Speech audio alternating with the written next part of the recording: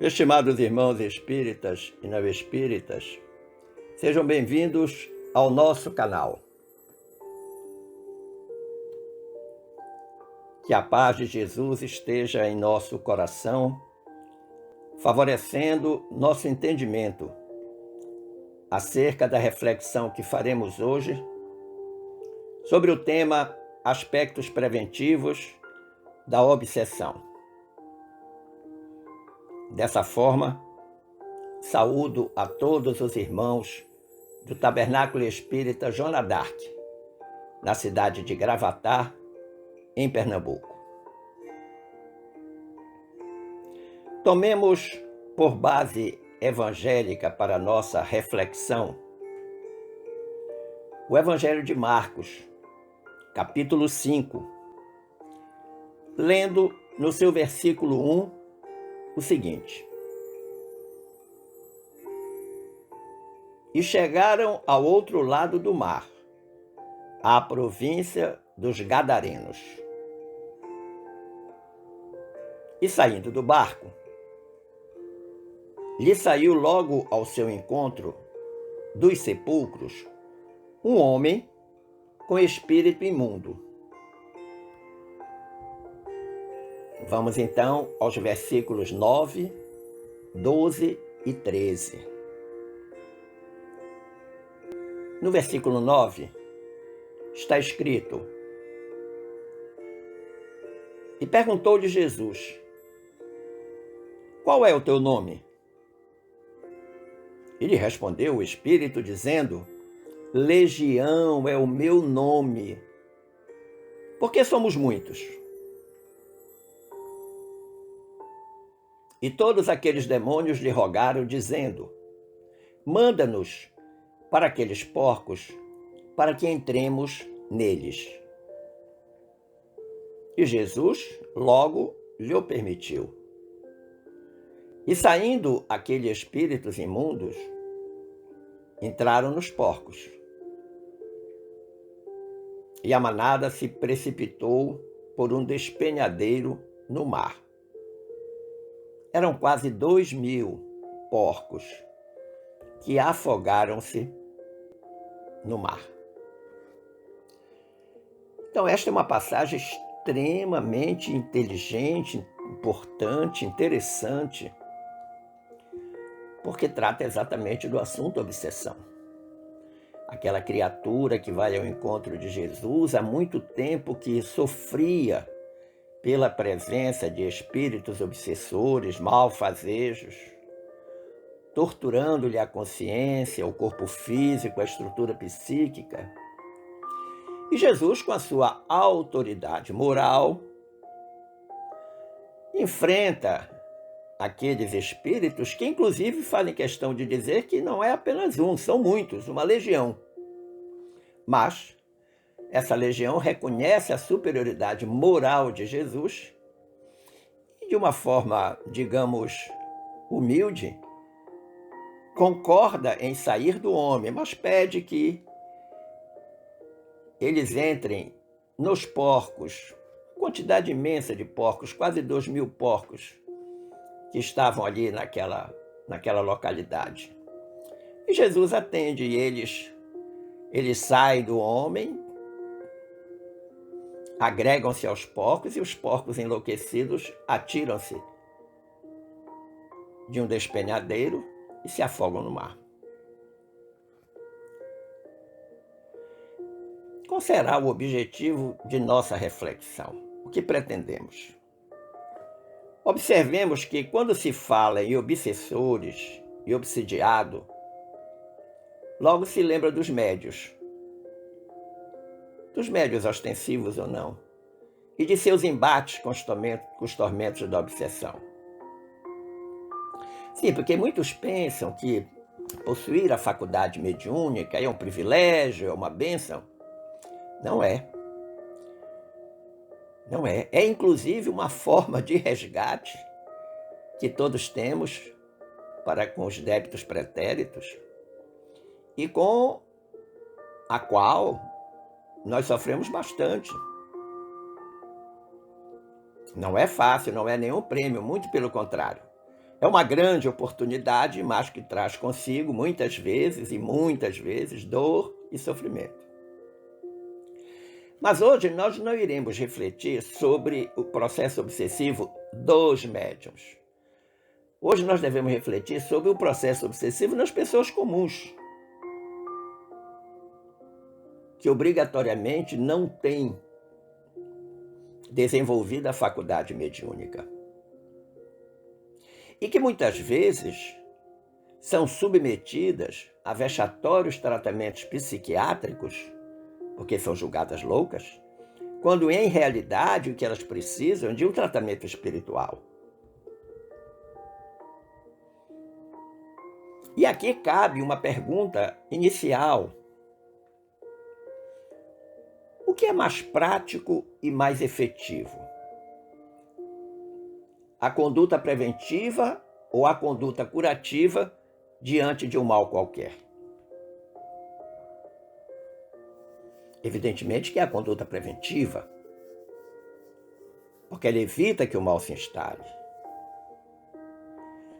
Prevenção, segundo o dicionário da língua portuguesa, é um conjunto de medidas ou preparação antecipada de algo que ajuda a prevenir o mal. É um agir por antecipação. Portanto, a prevenção é pensar antes que a ação aconteça. E posso garantir que ela é íncita no ser humano. Todos, indistintamente, sabem o valor da prevenção porque se lembram, por exemplo, do valor de uma vacina.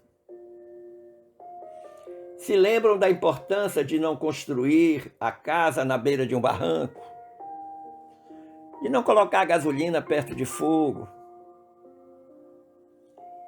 Quando não se faz isso, está tendo uma conduta preventiva, porque sabe-se que se fizer, o mal virá. Mas cabe uma outra pergunta. E para as doenças do espírito, como age o homem? Então, para começo de conversa, falar de obsessão é necessariamente falar do ser humano. Falar do homem, falar das pessoas, com as suas dores, com suas angústias.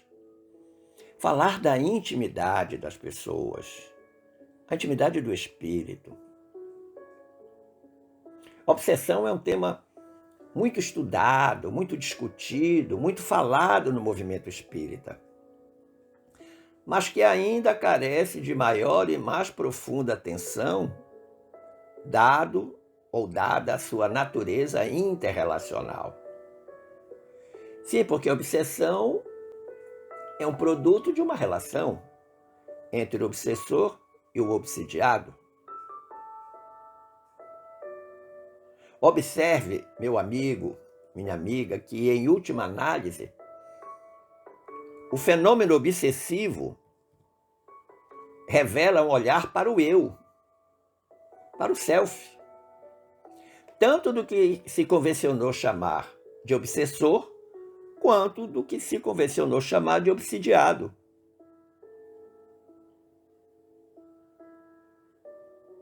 Porque a gente precisa observar também que ambos estão com seus elementos emocionais velando a consciência, que os vinculam. Eles nem sabem por que estão vinculados, especialmente o obsidiado. Porque antes de qualquer coisa, eles são prisioneiros de si mesmos. Prisioneiros de sua vida pretérita, de sua existência pretérita, como prisioneiros de suas dificuldades vividas na existência presente. Porque se tem algo que é imutável, é o passado. Não tem como mudar. Fez, está feito. Mas para aclarar melhor esta introdução ao assunto, eu sugiro que revisitemos a obra da codificação de Allan Kardec, a Gênese, lá no item 45 do capítulo 14. Diz-nos Allan Kardec: pululam em torno da Terra os maus espíritos, em consequência da inferioridade moral de seus habitantes. Então ele faz uma afirmativa, faz uma declaração absolutamente corretíssima, é uma realidade que em torno da Terra estão os maus espíritos, mas também ele apresenta a razão deles estarem em torno da Terra, que é a consequência da inferioridade moral de seus habitantes. E ele diz mais: a ação malfazeja desses espíritos é parte integrante dos flagelos com que a humanidade se vê a braços neste mundo. Então, os flagelos que alcançam a humanidade não são apenas os flagelos do tempo, os terremotos, os tsunamis, as guerras. Não. Existe um grupo de flagelos de natureza espiritual provocados por esta ação malfazeja destes espíritos de inferioridade moral que estão em torno da Terra. E o Kardec diz ainda: a obsessão, que é um dos efeitos de semelhante ação, como as enfermidades e todas as atribulações da vida, deve, pois, ser considerada como provação ou expiação, e aceita com esse caráter. Então ele diz que da mesma forma que nós devemos entender, nos resignarmos diante de outras atribulações da vida, nós também devemos ter este mesmo comportamento em relação ao processo obsessivo, que pode ser uma provação, no sentido de fazer o espírito galgar postos mais avançados na sua evolução espiritual, como também uma expiação de faltas pretéritas. Mas que é preciso que haja aceitação, é preciso que haja resignação dessa circunstância. Nós observamos, então, que é uma condição essencial na manutenção desses maus espíritos em torno da Terra, que é a inferioridade moral do planeta. Por quê? Porque essa inferioridade moral do planeta funciona como um fator de atração para esses maus espíritos. Não nos esqueçamos que esses espíritos, esses maus espíritos, eram homens encarnados na Terra, pessoas que estiveram na Terra, entre nós. E da Terra partiram, levando todas as suas inferioridades morais. Não levamos nada do que é físico, mas levamos tudo que é espiritual, de bom e de mal. Relembremos que os espíritos superiores, lá na coletânea de preces do nosso Evangelho segundo o Espiritismo, mais especificamente no prefácio da prece para afastar os maus espíritos, eles dizem algo singular. Eles dizem assim: os maus espíritos somente procuram os lugares onde encontrem possibilidades de dar expansão à sua perversidade. Olha que interessante. Então eles precisam de sintonia. Do contrário, eles não conseguem fazer a sua ação perversa. E diz mais a prece: para os afastar, não basta pedir-lhes, nem mesmo ordenar-lhes que se vão. Olha que interessante. Muitas vezes se faz a prece pedindo que eles se afastem, às vezes até ordenando, afastem-se de mim, mas isso não é suficiente.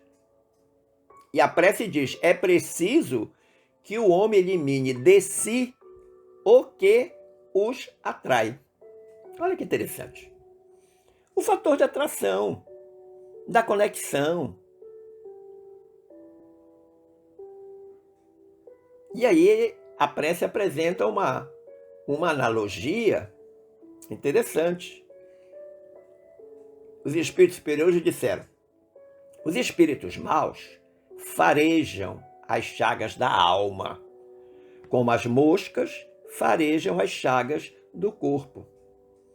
Assim como se limpa o corpo para evitar a bicheira, também se deve limpar de suas impurezas a alma, para evitar os maus espíritos. Vivendo num mundo onde estes pululam, nem sempre as boas qualidades do coração nos põem a salvo de suas tentativas. Dão-nos, entretanto, forças para que lhes resistamos. Olha que interessante. Então, da mesma forma que se limpa o corpo das feridas para evitar as moscas, evitar a bicheira, deve-se limpar a alma para que as boas qualidades do coração apareçam. Pode até não ser um fator de evitar, mas nos ensina a resistir ao assédio da obsessão. Então a gente entende que existe uma condição básica nessa questão da obsessão. Precisamos reconhecer e entender que a obsessão não é um demérito exclusivo dos médiuns, mas de todo ser humano que está sobre a crosta terrestre e oferece sintonia aos maus espíritos. Mas você pode estar se perguntando como se dá a instalação da obsessão nas pessoas. Como a obsessão se instala nas pessoas? É algo que merece ser refletido.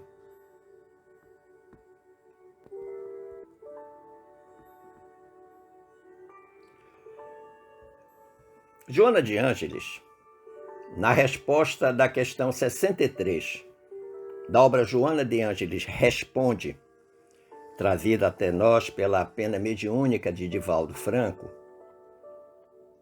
esclarece dizendo: nem sempre a obsessão se instala de chofre, ou seja, de imediato. Quando tal ocorre, o processo de fixação tem procedência em larga faixa de tempo, conseguida imperceptivelmente. Olha que interessante. Então é algo de natureza crônica, leva tempo, e que nós não estamos nos dando conta de que aquilo está acontecendo. É imperceptível. Mas aí ela apresenta a justificativa. Ela diz: mentes comungam com mentes que se lhes assemelham. Espíritos sintonizam com espíritos que lhes são afins. Pessoas sincronizam com pessoas em que se comprazem.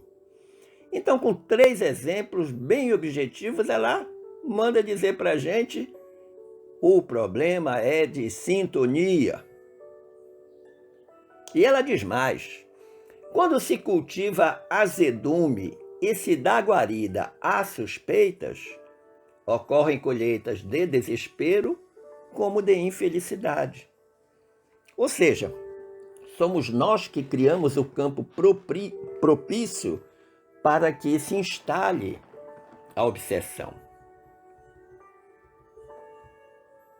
Se nós formos lá na questão 242 do Livro dos Médiuns, a resposta dos colaboradores espirituais de Allan Kardec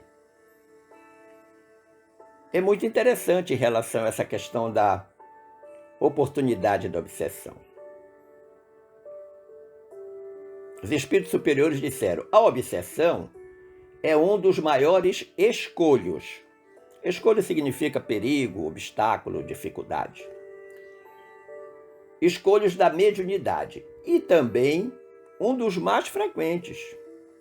Por isso mesmo, não serão demais todos os esforços que se empreguem para combatê-la, porquanto além dos inconvenientes pessoais que acarreta, é um obstáculo absoluto à bondade e à veracidade das comunicações. Então, aqui no Livro dos Médiuns, na questão 242 do Livro dos Médiuns, os colaboradores de Kardec estão falando dos médiuns ostensivos,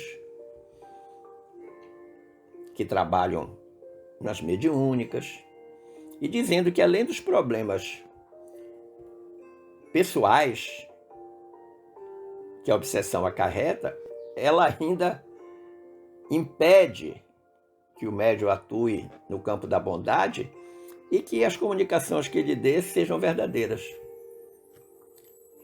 Então, de forma simples e objetiva, a gente pode dizer que a obsessão é a ação persistente que um espírito mau exerce sobre o indivíduo, sobre uma pessoa.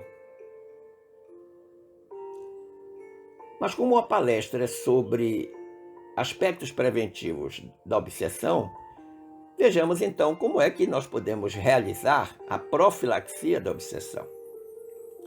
Profilaxia ou prevenção é uma estratégia de antecipação a um problema que possa vir a existir.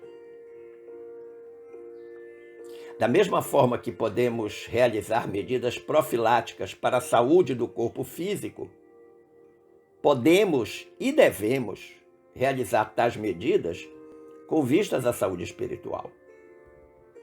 Mas por que isso é importante?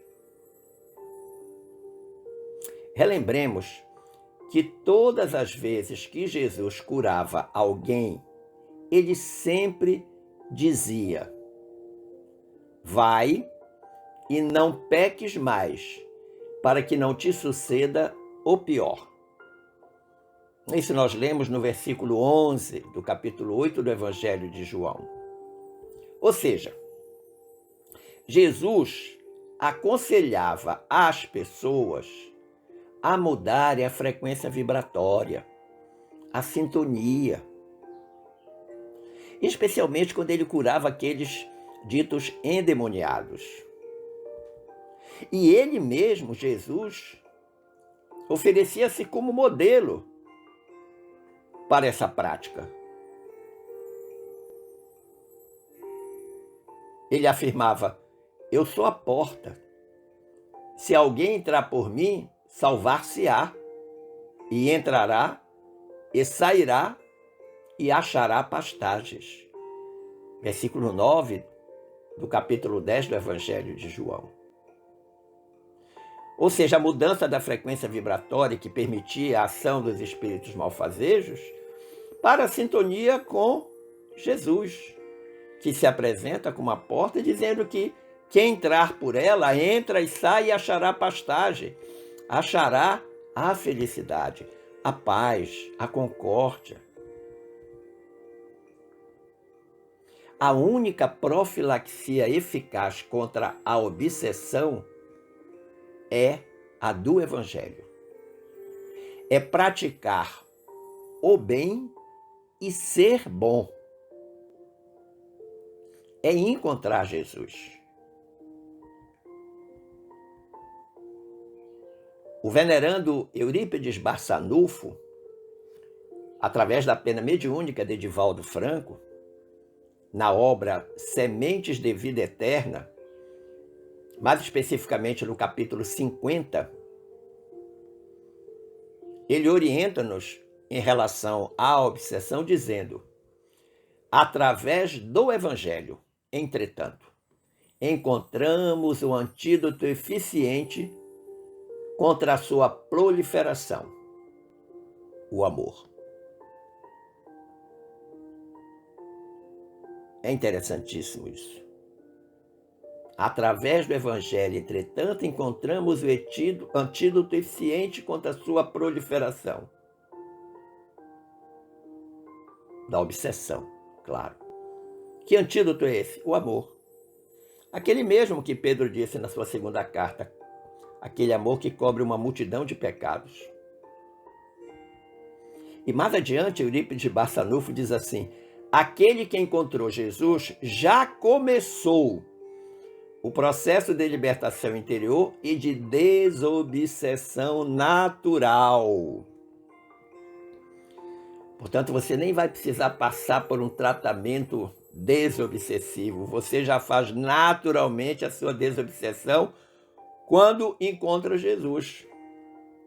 Encontrar Jesus significa dizer pautar a existência de acordo com o evangelho de amor e libertação, que é o grande papel do evangelho em nossas vidas. E aí a gente percebe, né, Jesus como médico e o amor como medicamento. Uma síntese perfeita para o encaminhamento da desobsessão natural. Essa combinação, Jesus o médico, o amor, o medicamento. Mas precisamos considerar também que na doutrina espírita revivemos a moral evangélica, aquela que reúne todas as formas de amor capazes de nos imunizar contra os vírus negativos, livrando-nos de contrair novas doenças da alma. E quem nos diz isso? A saudosa Sueli Caldas Schubert, que nos deixou ano passado. Lá na página 95 da sua obra Obsessão e Desobsessão. Ou seja, a moral evangélica reúne todas as formas de amor que podem nos imunizar contra os vírus negativos, contra as doenças da alma. Tal como já dissemos anteriormente, existe obsessão porque existe inferioridade em nós. E aí Sueli faz uma afirmação interessante. Ela diz: o atual estágio evolutivo do nosso planeta denota a precariedade das condições espirituais do homem. Tudo é feito para que o ser humano se torne cada vez mais materializado. Em nossa sociedade, o indivíduo que deseja fugir aos parâmetros convencionados impostos pelo materialismo é taxado de louco ou idiota.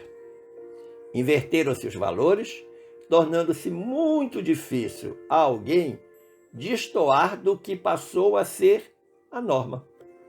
Olha que interessante essa afirmação da Sueli. Por que o planeta ainda é moralmente inferior? Porque nós não temos força nem coragem de enfrentar essa dependência da materialidade. E quando a gente quer romper com isso, os outros, a sociedade, os amigos, às vezes até os familiares, nos chamam de louco, de idiota. Você não está vendo que isso não vai dar certo? Se você não fizer, alguém vai fazer?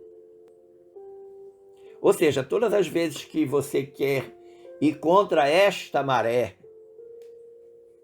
que está aí vigindo na sociedade, você destoa. Porque você está indo contra a norma que a sociedade adotou como preceito de vivência. Por isso, por essa razão, o Espiritismo representa a porta que se abre a descortinar esse caminho e que não é privilégio dos espíritas. Pois o Senhor, por Jesus, tem meios de mostrá-los a todos os outros povos, a todos os homens, a toda a humanidade, de diferentes maneiras e gradações. Isso não é um privilégio espírita. Disse Jesus, conforme o versículo 9 do capítulo 10 do Evangelho de João: eu sou a porta. Este é o rumo que se nos oferece. É na mensagem de amor trazida pelo Mestre que encontramos a nossa destinação. E qual é a nossa destinação? A felicidade como consequência da nossa evolução espiritual. Lembrar que as experiências amargas que temos tido no passado indicam-nos ser esse o único meio de salvação. O Evangelho, Jesus. Salvação das moléstias da alma que se instalaram em todos nós.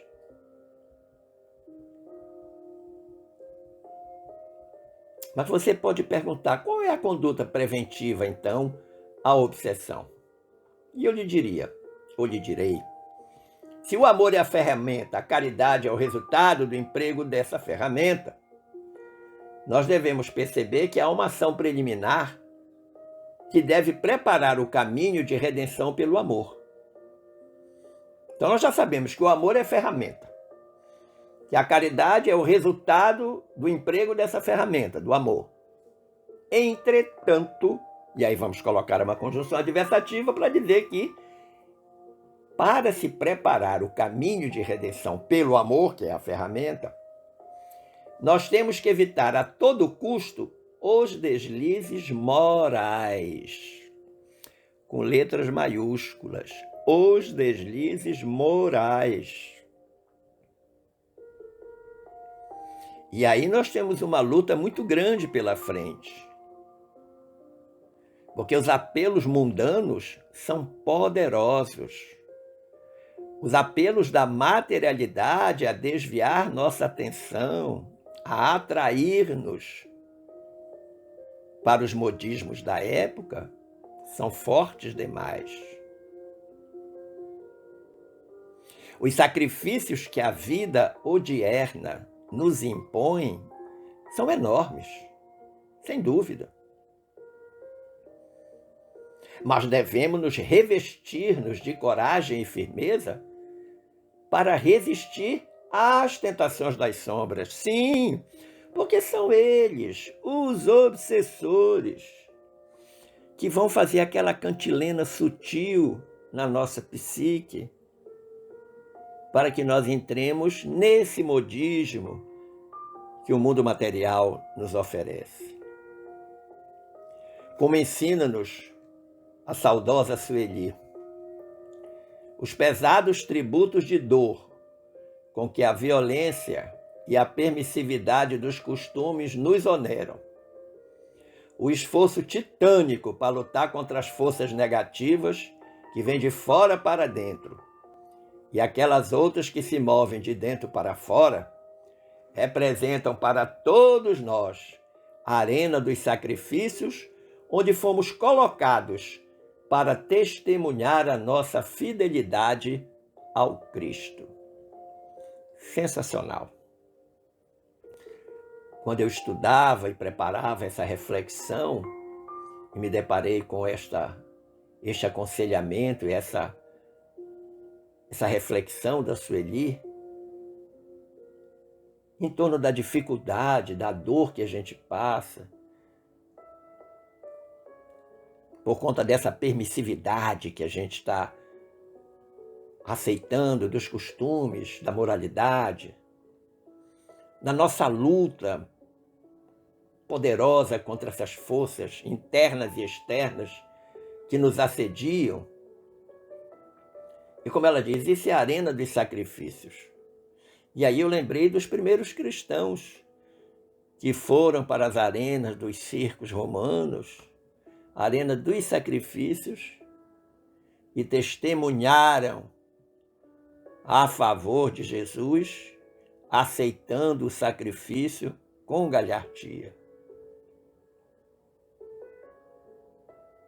Agora, nesse esforço preventivo, é necessário a todos nós instaurar o período da vigilância pessoal e vitalizar o dever na mente para exercê-lo nos sentimentos junto ao próximo.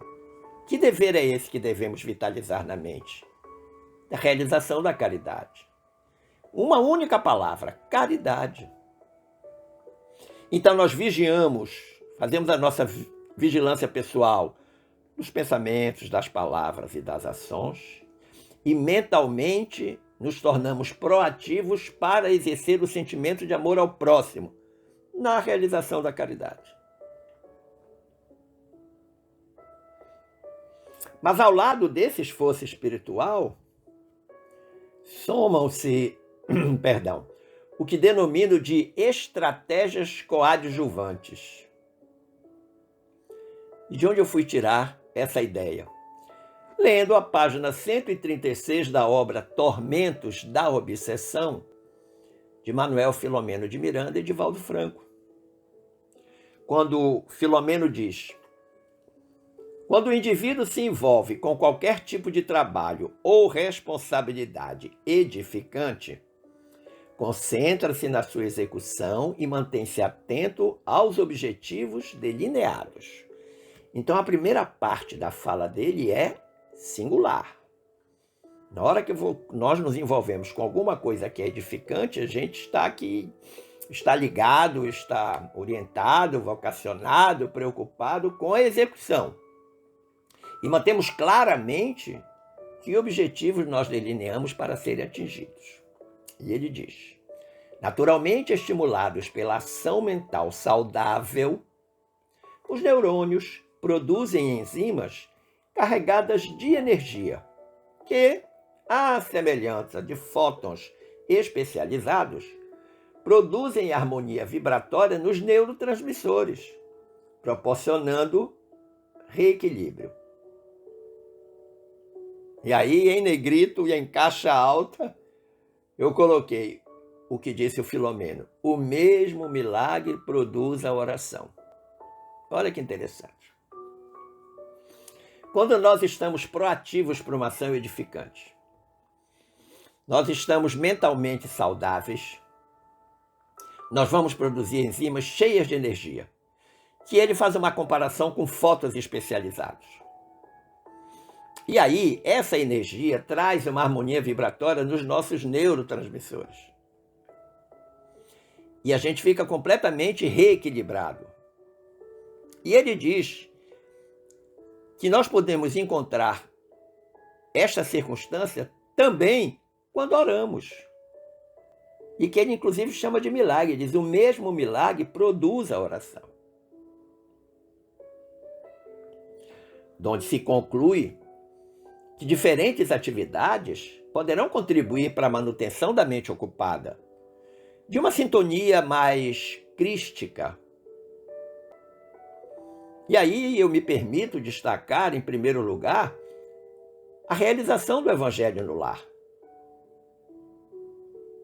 Essa oportunidade de libertação do passado, dos erros que nos aprisionam como pesadas grilhetas, libertação de nós mesmos, encontrar Jesus, e que isso realmente há de significar uma mudança radical na intimidade do nosso ser. Mas nós podemos nos dedicar a outro tipo de atividade, exatamente para buscar essa harmonia vibratória. A biodança, a pintura, meditação, a leitura edificante, aprender e tocar um instrumento musical, realizar caminhadas, ouvindo algo edificante. É tão comum a gente ver as pessoas caminhando e com um headphone plugado no rádio, no gravador, no próprio celular, ouvindo alguma coisa durante a caminhada. Se vai ouvir, que seja algo edificante.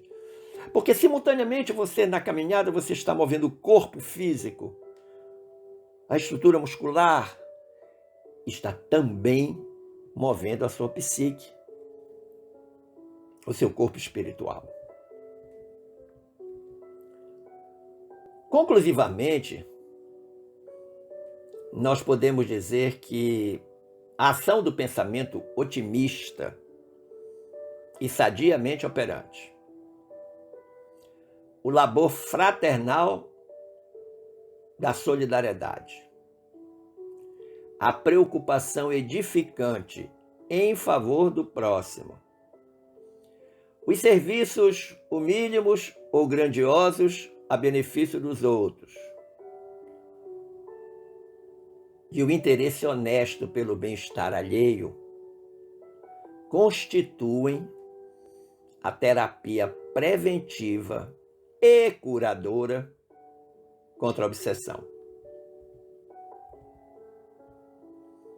Então eu vou repetir que ferramentas são essas para a terapia preventiva e curadora contra a obsessão.